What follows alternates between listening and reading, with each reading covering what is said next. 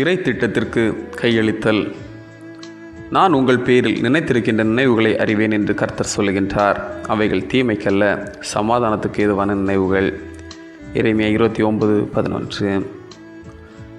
இந்தியாவில் புனிதர் தோமாவிற்கு பின் இரத்த சாட்சியான வேத சாட்சி தேவசகாயம் பிள்ளை தனது 28ஆம் வயதில் அரசு அதிகாரியாக திருவிதாங்கூர் மன்னரால் நியமிக்கப்பட்டார்.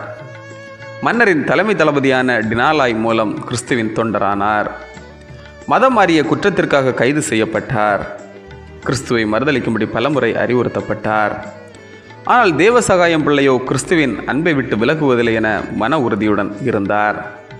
3 ஆண்டுகள் கடும் சித்திரவதைக்குள் தள்ளப்பட்டார். சிறைச்சாலைக்குள் அடைக்கப்பட்டார். எருமை மாட்டின் மீது ஏற்றி ஊர்வலமாக கொண்டு போகப்பட்டார். சூறைமுள் கொண்டு அடிக்கப்பட்டார். சொல்ல முடியாத துயரத்திற்கு ஆளாக்கப்பட்டார்.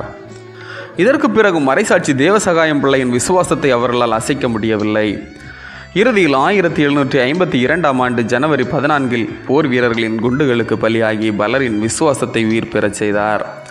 இன்றும் தமிழ்நாட்டில் ஆர்லோய்மொழி என்ற இடத்தில் அமைந்துள்ள காற்றாடிமலை அவர் புகழை பறைசாற்றி கொண்டிருக்கின்றது. இது இறை திட்டத்திற்கு தன்னை கையளித்ததால் நிறைவேறியது.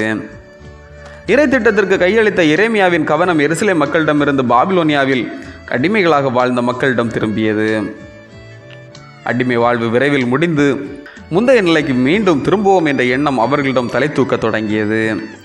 பொய் இறைவாக்கினவர்கள் பாபிலோனியா விரைவில் வீழ்ச்சியடையும் என்ற மாயையை அந்த மக்களிடம் உருவாக்கினர்.